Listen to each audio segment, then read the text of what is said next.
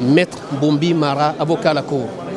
Ma réaction, parce que c'est cet événement que j'attendais aujourd'hui, que mon client soit entendu sur ces faits, parce qu'il est reproché des faits de non-assistance à personne en danger. Alors, il ne peut pas rester sans crier garde, sans pour autant donner sa version des faits. Et c'est ce qu'il est en train de faire, cet exercice-là. Alors, le tribunal est souverain, les parties prenantes au procès sont présentes dans la salle. En ce qui concerne le ministère public, on a posé ces questions. La partie civile est, n'est-ce pas, sur le plateau, est en train de poser des questions à mon client. Vous avez même vu dans la salle d'audience, j'ai demandé objection à monsieur le président. Parce qu'il faut être cadré. Parce que c'est une décision qui nous renvoie devant le tribunal criminel. Et cette décision, c'est l'ordonnance numéro 007. Cette ordonnance prévoit les chefs d'inculpation des différents accusés à la barre. En ce qui me concerne, mon client est reproché des faits de non-assistance à personne en danger. Ces faits ou cette infraction est prévue par les dispositions des articles 297 et 298 du Code pénal. C'est une infraction d'omission. Ce n'est pas l'action de l'agent pénal, mais plutôt le refus ou l'inertie de cet agent. Mais il appartient au parquet de prouver ce refus, ce silence, cette inertie. Et non, si le parquet va au-delà des faits qui sont prévus dans l'ordonnance de renvoi qui saisit le tribunal, je suis en devoir d'objecter devant le tribunal pour demander à ce que le ministère public, les parties civiles, soient de retour dans le cadre du dossier de la procédure. Pas au dehors.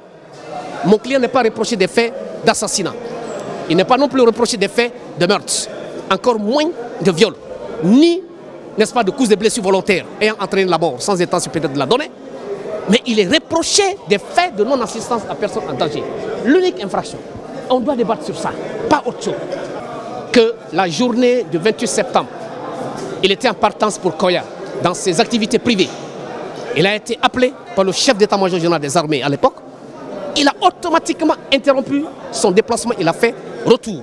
Mais bien avant qu'il n'arrive, il a instruit la directrice de la santé à l'époque, Dr Siké Fatou, de prendre toutes les dispositions nécessaires et idoines dans le but de venir au secours des blessés. C'est ce qui fut fait. Les ambulances ont été dépêchées immédiatement sur les lieux. Bien avant qu'ils n'arrivent, les corps qui ont été pris avec le comité de crise qu'il a mis en place, ce comité à la tête du premier responsable, de l'inspecteur à l'époque de la santé, a compté 57e personne est décédée après, ce qui fut 57 corps. Mais encore une fois, mon client ne les a pas vus. C'est quand il s'est rendu dans les morgues et il a retrouvé ce chiffre. Il faut que ça soit très clair. Il n'est pas été au stade, encore moins dans les alentours du stade. Il s'est rendu au niveau des morgues, au niveau des hôpitaux. Voilà, que les choses soient très claires. Je suis maître Alimatou Kamara, avocate des parties civiles. Mais je trouve que c'est assez léger quand même de la part d'un ministre de la Santé de dire que je ne savais pas, je n'étais pas informé. Des déclarations comme ça face à une horde de responsabilités qui, ne serait-ce que morale, c'est regrettable pour notre pays que des gens arrivent à ce niveau de responsabilité et après ont des discours aujourd'hui devant un tribunal en disant je ne savais pas, je n'étais pas au courant. Ça me paraît assez léger quand même comme déclaration.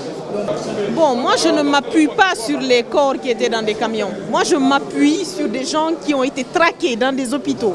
De personnes qui ont été poursuivies par des forces de défense et de sécurité de notre pays, jusque dans des hôpitaux, et qu'un ministre de la Santé nous dise qu'il n'était pas informé, qu'on était dans un contexte de terreur, moi je suis étonnée, je suis très très étonnée.